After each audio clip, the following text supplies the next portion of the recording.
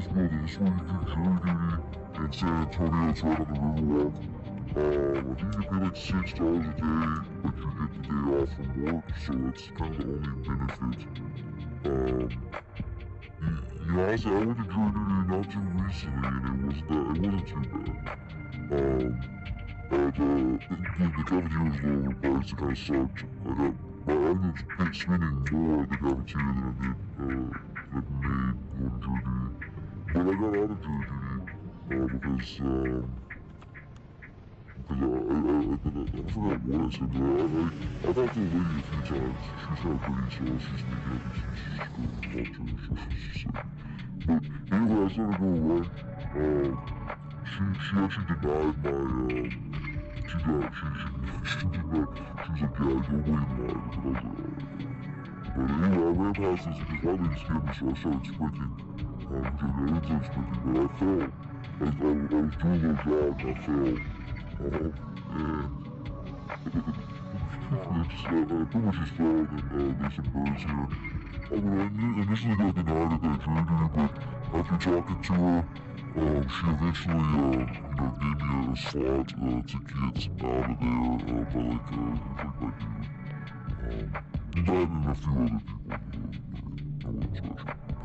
But anyway, I went to El Chavito, and I started driving towards El Chavito, and to get a torta, and so essentially, it was rated high for tortas. It's not the best torta I've had, I'll tell you that much. The best torta I've had is it's a taqueria in Monterey, I think, by La Cantina or something like that. I will do a video on that eventually, when I have time. But essentially, I'm gonna drive out here to El Chavito. The mini tacos are probably the best I've had in the city so far. Las Piñas is pretty good, a few other spots are pretty good. But the salsa here is just, like, you'll just see, it's just the perfect goosey type of salsa. You know what I mean? So, yeah, man, I'm just leaving through traffic. You can see the San Antonio sun is no joke. I can't even see, bro. I just be flying. You know what I'm saying? Obviously, it's just sped up. My car can only go like 60 miles. You notice, like, my check engine light's been on this whole time, but it says my check, tire pressure, but, anyway, you see these little birds looking up there, but, yeah, man, here's El Chavito. It's right here in, like, was it Crossroads or something like that? Right off of 410 by, Burlington Coat Factory. You know what Burlington Coat Factory, you'll find this place. And so it's kind of tucked away, and it's nice. It's got a little drive-thru, but there's also got a place you can sit down shaded. I should have taken a picture of that. And some people were chilling out there. It looked like some locals that had lived in this area probably knew about it. I don't live in this area. I actually live probably on the west side. Currently, I'm not from here, but so I got a bunch of meat. It's like meat sack or sauce pan. This type of seasoning and this layer here. So I'm gonna see what's up. So I'm also able to get some Mexican soda. Pretty nice. The meat out of here, I got everything I need. They put the cilantro and onions on there too as well, so all I gotta do is here, just pour this all on there. Yummy. Yes, sir. You already know. This place was top rated here, and it already looks fucking smacking. So I'll go ahead and get in this and squeeze everything there.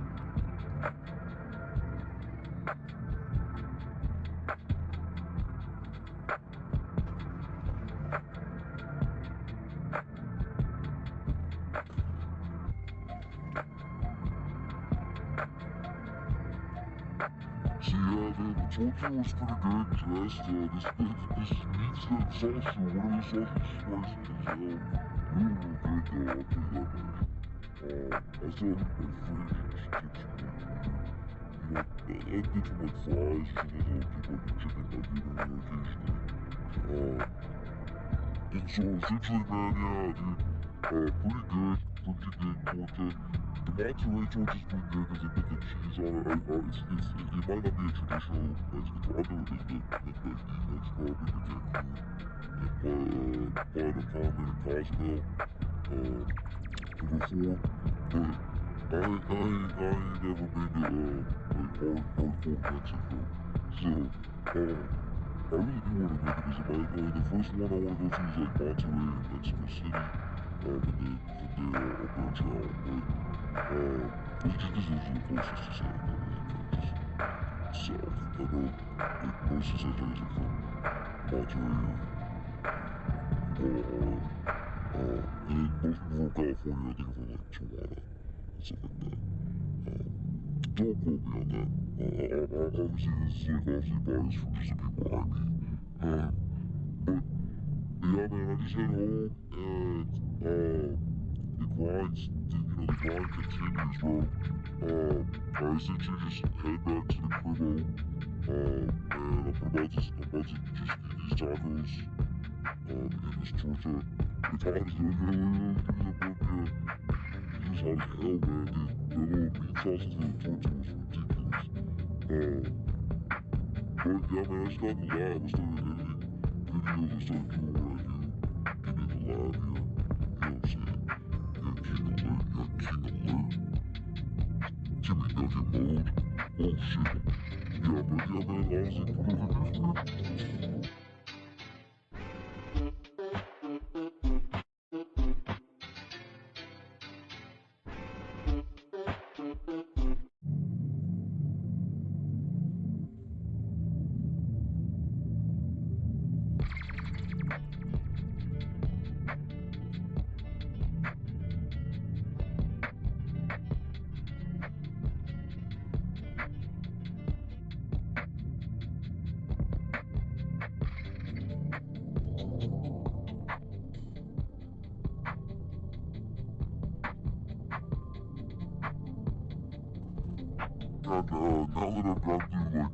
and glamour of the Battle of the Alamo, the mission San Antonio de Valero, who was founded originally in 718 by a dude named Fray Antonio de Oliveras. He was a Spanish dude. He arrived in San Antonio with a bunch of Native American converts. Essentially, these were like you can imagine like in Fallout.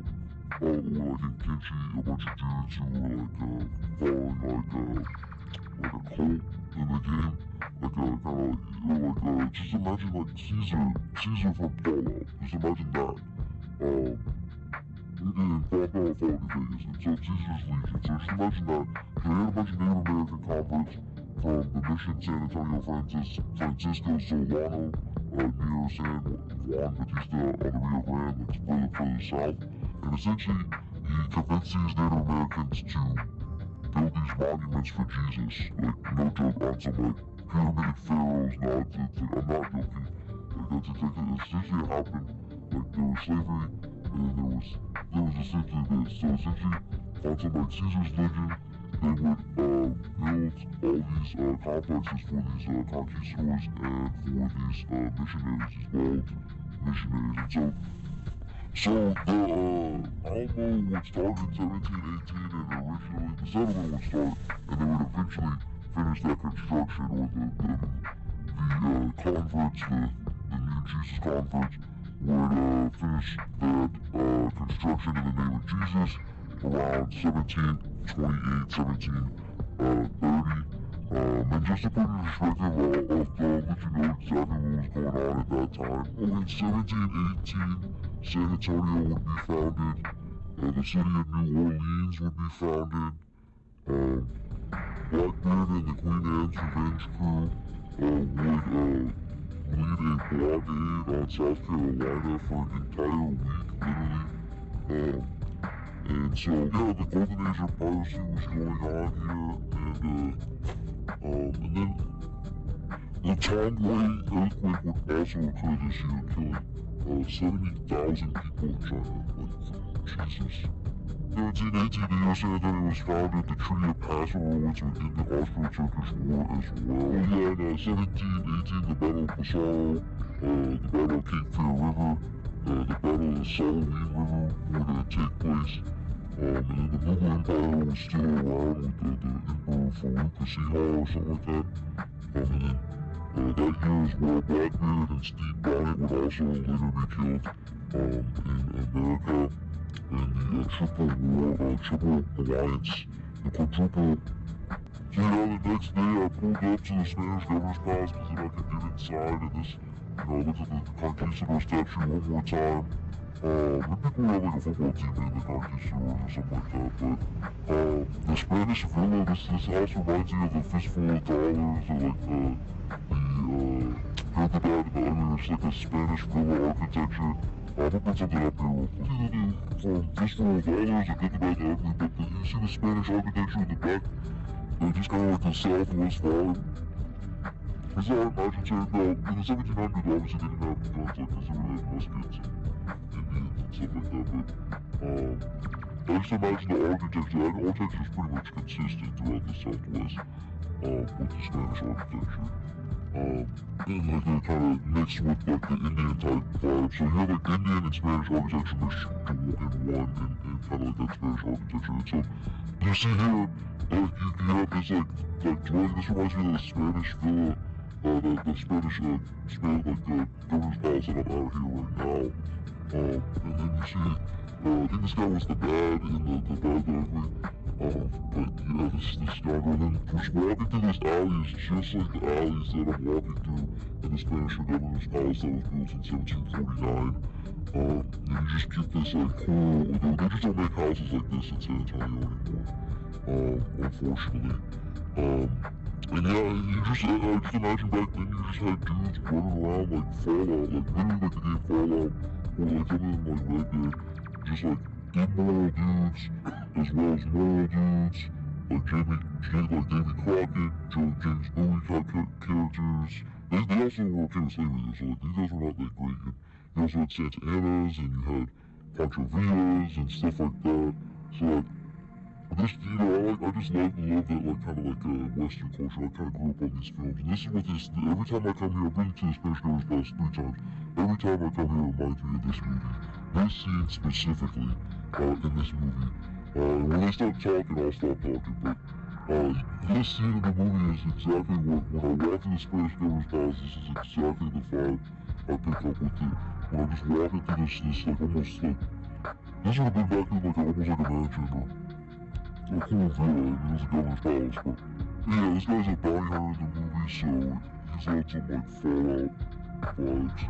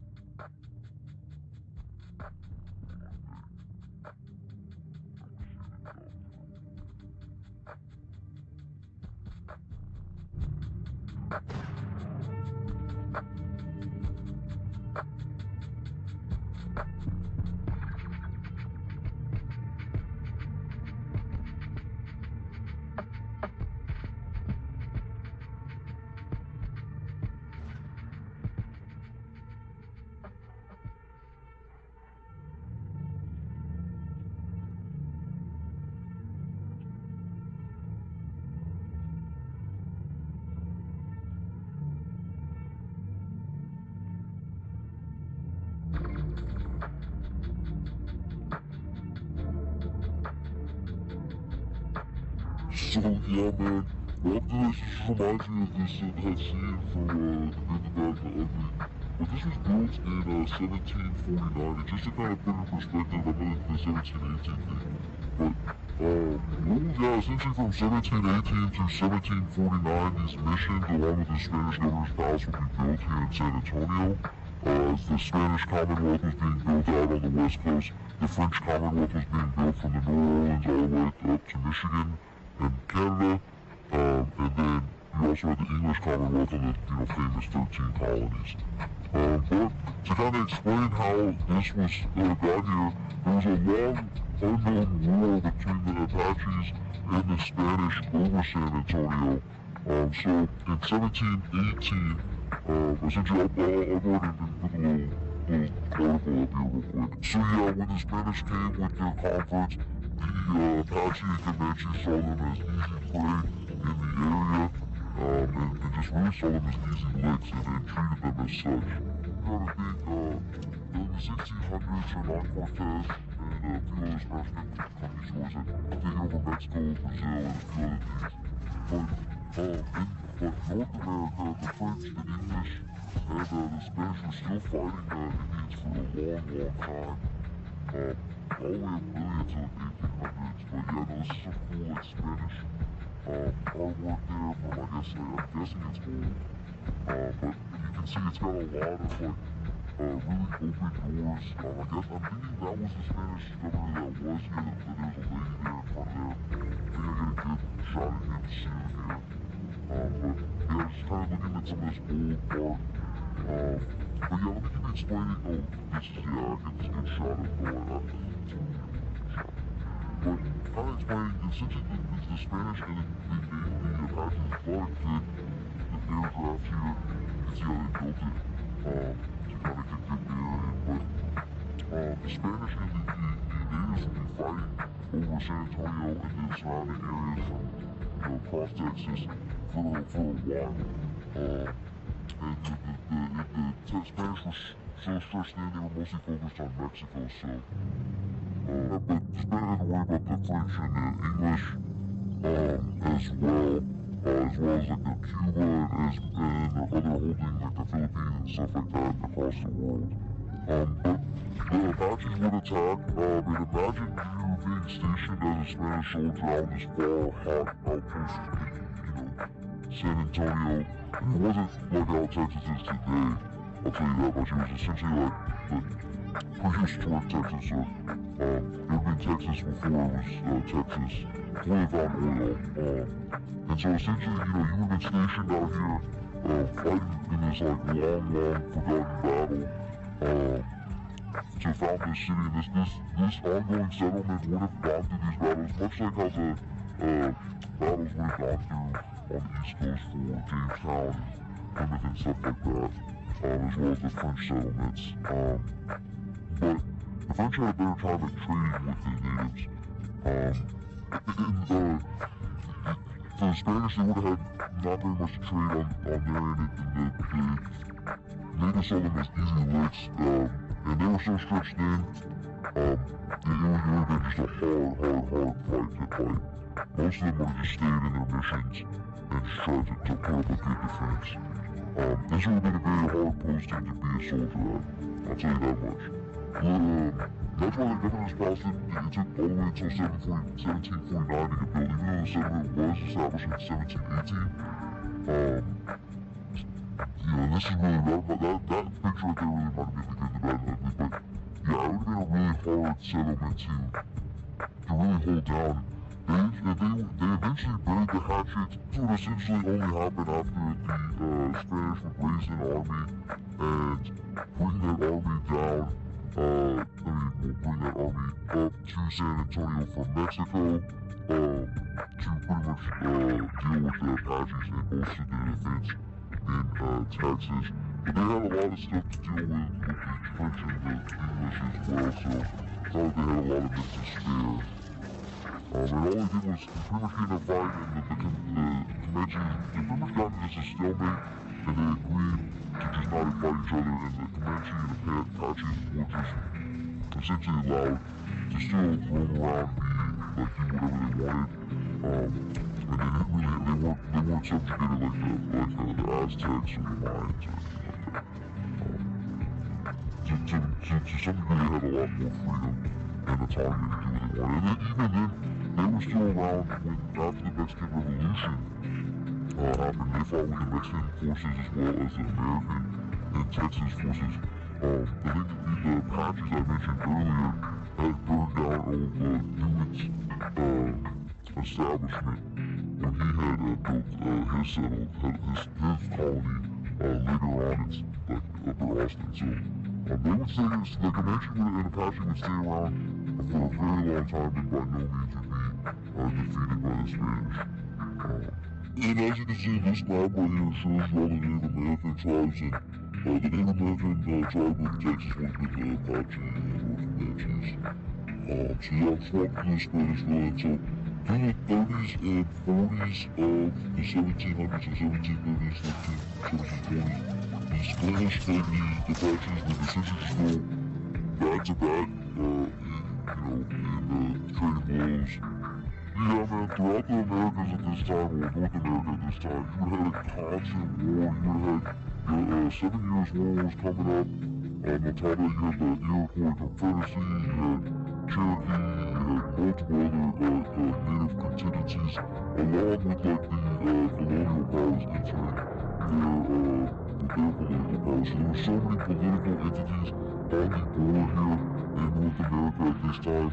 It was almost ridiculous, and so all these political entities, including the Native Americans, were competing, and so you just gotta imagine the amount of hoopla that was going on here. And so you just had Comanche in the south, the Spanish had to deal with the Apache and Comanche raids, and eventually they would just make a peace deal with them. In the French and Indian War up north, they would make allies with them, and different native groups would join different sides, and they kind of get shown in like The Last Mohicans and a few other kind of those type of period movies. And so, yeah, during this time period, it was a hectic time in North America. There was no United States of America. It was just Spain, France, and England of what they said they were. And then all the Native American entities. It was like total anarchy. And you just gotta imagine living through this time period in America would have been absolutely insane. It would have been tough, rough and tough. There's no 911, and a lot of these fights were musket duels before the repeater rifle and the revolver. So this is a musket duel fight you have to reload the musket. I mean, these would have been absolutely terrifying fights.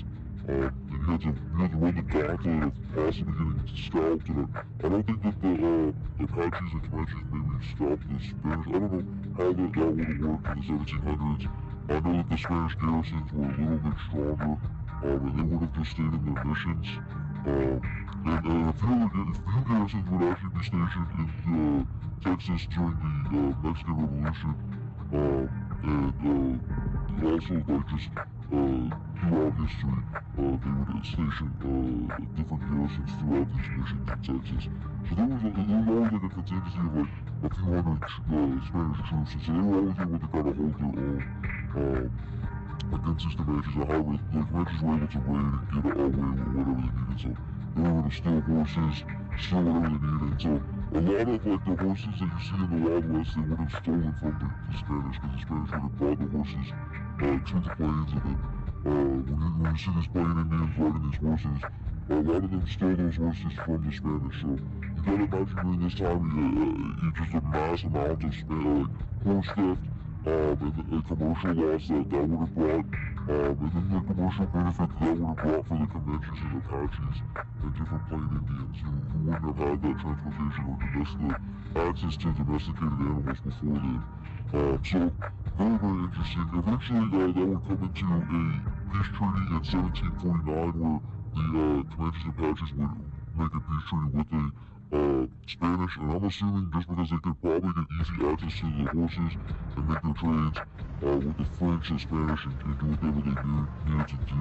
These weren't individuals. But yeah, walk through the Spanish governor's house, you just kind of get a little bit of glimpse of history of what it would have been like. I don't think we had that many Texas governors that were under Spain before it got flipped over to the Mexican side. And so, yeah, man, this little Spanish war truthfully would have been built on indigenous labor. And then the way that how that would have worked is essentially wherever the Spanish came in contact with native groups they didn't like, or where they just came in contact, they would essentially just get people to work for Jesus. Like, hey man, Jesus needs you. And so, essentially these people were stuck at church. Like, imagine being stuck at church 24/7. I won't go into detail about how that would have been when I go to the missions. But yeah, man, like, this is essentially this would have been like the courtyard here. You really get like the good, the bad, and the ugly vibe here with a little Tatooine, or Tatooine from Star Wars vibe, with like the way that the houses are built, and it's kind of like the open courtyard vibe. I really do like the Spanish architecture here. I really wish that like San Antonio would embrace this type of architecture just a little bit more, kind of like Miami does, or how LA does, and just kind of make the city look a lot more Spanish, or native, because, I just don't like the suburban vibe of just regular housing. But, this would have been like the pinnacle of, I guess, like a mansion back then. And you would have workers and stuff like that around here. And I went to the restroom to kind of get you the vibe, to show you what it is. They had the cool wooden door. I don't know if it was an original wooden door from the 1700s, but very, very cool. And I zoomed in on this guy working here. But yeah, I kind of gave you this perspective of as to what was going on in the world at 1749 when this was built. In 1749, the year that the French governor's palace was built, the wreck of the HMS Narwhal would happen, in which 500 members would die. Then the War of the Austrian Succession would have ended just a year earlier, just kind of put that in historical perspective. The Ohio Company would have been just founded about 2 years earlier as well, a major catalyst to the American Revolution and 7 Years' War. The 1749 Muslim slave revolt in Malta would happen as well this year, as well as the Carnatic Wars were going on during this time period as well, along with the Battle of Amber during that Carnatic War period. So yeah, man, the Spanish governor's palace, along with the mission complex in San Antonio, ranges from like that 1718 to 1749 period. It's very interesting. They would have just built this San Antonio up from 1718 to 1749, culminating in this building here. Pretty much all the indigenous labor as well as the missionaries and conquistador system. And this kind of just shows you the kitchen, what that would have been like. Obviously, I doubt the Spanish governor was cooking his own meals. Dude, this is those stairs. I went up those stairs when I was a kid. I remember vividly walking up the stairs. I remember them being very steep. But when I walked up them as an adult, it wasn't as eventful. But I remember, like, going on a field trip, I don't remember anything about the Spanish governor's palace or that field trip from when I was a kid. But I remember walking up these stairs very vividly. Like, I can remember these red brick stairs very, very much. Usually I walk up into that building and kind of like hang out, but it looks like they're using it for storage. But you know, back then I guess having a two-story house would have been kind of, epic. And so walking up there was kind of cool. They had a lot of, like, I guess, relics and stuff up there that were hiding away and stuff. I couldn't go up there, but I remember walking up there as a kid, like literally, like on a field trip when I was like 6 or 5. And just, it's just like seared in my memory, those steps. But yeah, I've been here before, and this is a very cool part of San Antonio, and that's where the video ends. So yeah, man, I kind of I feel like I did a good job of explaining the history, before, like, the famous, Alamo, battle, as well as, like, the Spanish history and how San Antonio was originally founded, and how, the Spanish and Comanches and Apaches would have fought over this land hundreds of years ago until 1749. But yeah, this next place I'm going to is Mission Concepcion. This one's actually one of the cool, one of the better ones, because you can actually see some of the original paint, so you can kind of get a glimpse of what it would originally look like 250 plus years ago. Pretty insane to walk into these places.